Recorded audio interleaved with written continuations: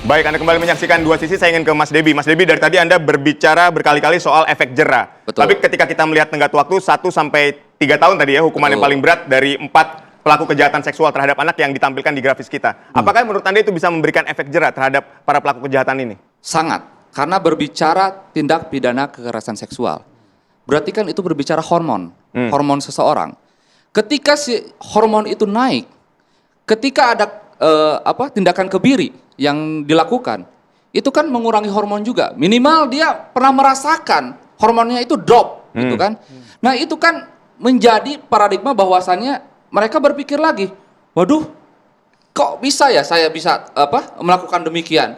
Kok sangat berat ya hukuman pidana kekerasan seksual. Iya itu. Ya, tapi gini, yang menarik ketika 3 tahun hormon ini ditahan, dibendung, sedangkan menurut tadi Bang Reza bilang bahwa nanti di tahun keempat dia bisa jadi lebih ganas dari itu kan? Ya itu kan harus ada datanya. Itu kan harus ada datanya. Ada datanya kan Bang? Silakan yang Bang. saya utarakan tadi itu murni berdasarkan data riset. Artinya sembuh nggak orang itu setelah 3 tahun? tidak, Oh, nggak karena dia sembuh. kambuh, relapse, menjadi residivis justru pada mulai tahun keempat, 5, 6.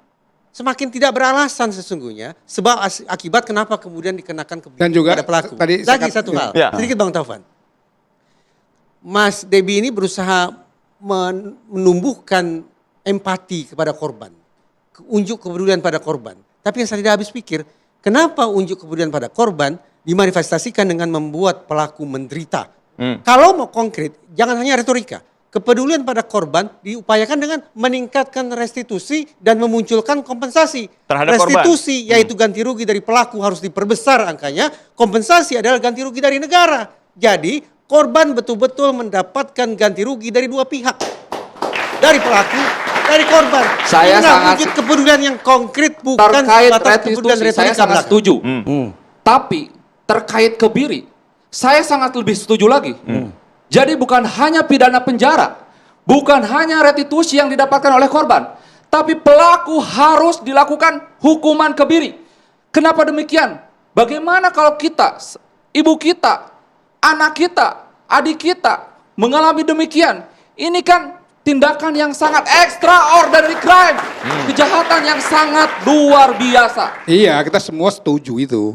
Bahwa itu sangat tidak manusiawi. Ya. Bahkan saya katakan pelakunya ini psikopat sebetulnya. Kalau orang yang normal, dia nggak akan mau melakukan itu. Ya. Apalagi orang udah dibius, udah nggak punya apa-apa lagi, Nah, kalau terus dia psikopat? perkosa. Iya makanya kan, bukan itu pasalnya. Makanya sekarang ada satu skema global yang didorong seluruh negara termasuk Indonesia. Tapi Indonesia ini nggak patuh-patuh dengan skema global itu. Yang namanya pencegahan. Ya. Nah pencegahan itu bukan soal bagaimana menghukum orang dengan tambahan kebiri kimia, bukan itu. Tapi bagaimana membangun satu sistem yang zero tolerance terhadap pelecehan, terhadap kekerasan seksual, eksploitasi seksual. Contohnya? Nah, tadi saya katakan, baru satu menteri yang bikin itu di zaman Pak Nadiem. Pak Nadiem. Oke. Dia bikin SOP, dibikin satgas di kampus-kampus, seluruh kampus wajib itu. Tapi Tidak berjalan efektif Tidak juga. berjalan Tapi kepada pelaku? iya, kan gini, pencegahan itu bagaimana membangun satu situasi Preventif.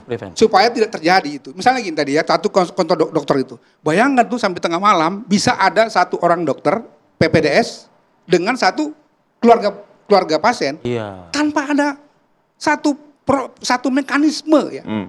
Kasus di kampus misalnya, ada dosen pergi penelitian dengan mahasiswanya. Ya. Tidak ada code of conduct yang diterapkan oleh kampus itu sehingga kemudian terjadi berulang-ulang peristiwa-peristiwa. Anda melihatnya hulunya ini yang harus diberes. Iya, banyak orang ini kadang-kadang ya, ketika misalnya ada pembatasan supaya laki-laki perempuan jangan terlalu bercampur. Wah, ini konservatif. Padahal konservatisme itu justru menyelamatkan. Nah, menurut Anda sekarang Mengurangi. ini, oke, itu kan preventif. Iya. Hulu. Nah, sekarang bagaimana menghilangkan pemikiran orang untuk tidak melakukan itu lagi begitu? Lah, ini kan kaitannya dengan bagaimana situasi sosial kita ya.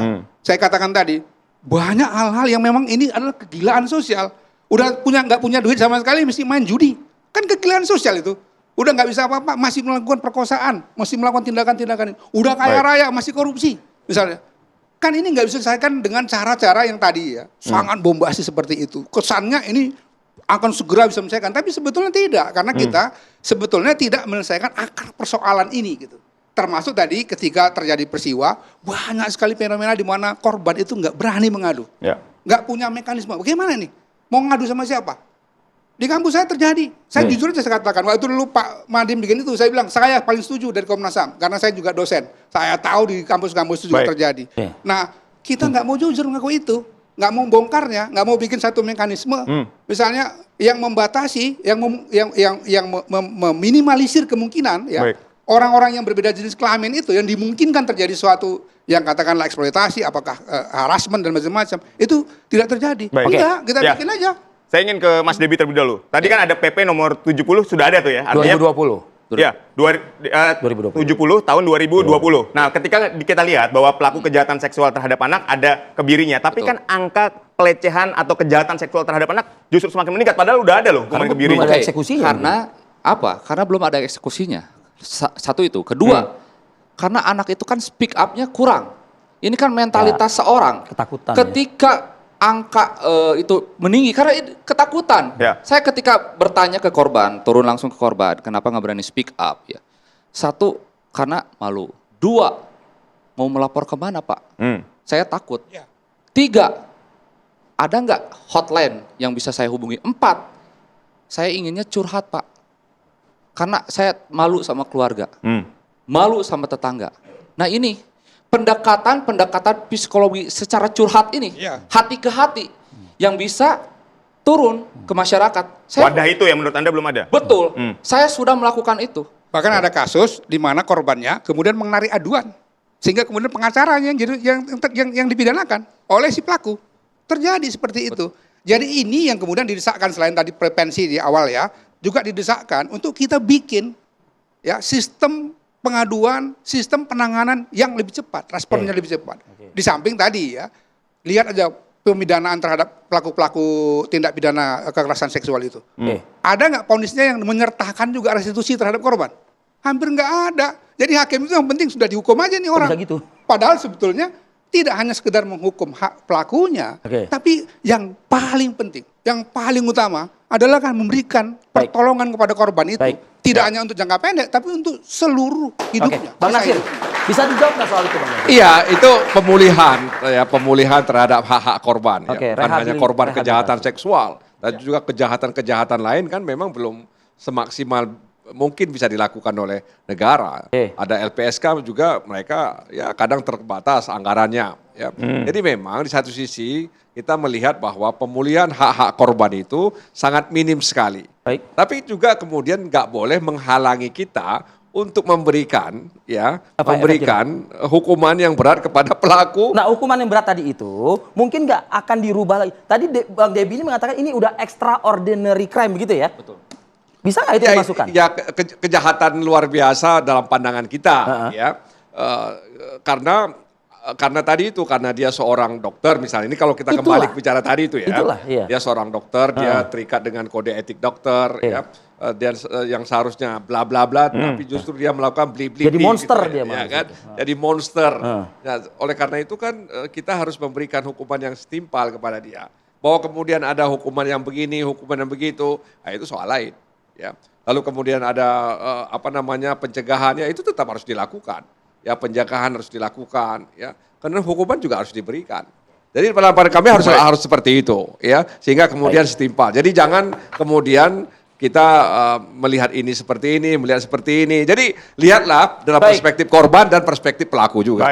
Melihat dalam perspektif korban dan pelaku. Baik, terima kasih kepada seluruh narasumber kita. Memang pembicaraan ini sangat singkat kalau ngomongin pro kontra dari 1 jam kurang. tindakan kebiri ini memang masih harusnya panjang betul. Pembahasannya bisa panjang sekali. Tapi kita terbatas oleh waktu. Kita apresiasi, terima kasih pada narasumber yang sudah hadir dan juga ikut bersuara di program Dua Sisi pada malam hari ini. Dan seperti biasa, jangan beranjak dari tempat Anda karena kami terus akan hadir di malam hari pada hari Kamis pukul 20.00 waktu Indonesia Barat. Saya Aditya Nugroho. Saya Arif Hadi pamit undur diri. Terima kasih. Sampai jumpa.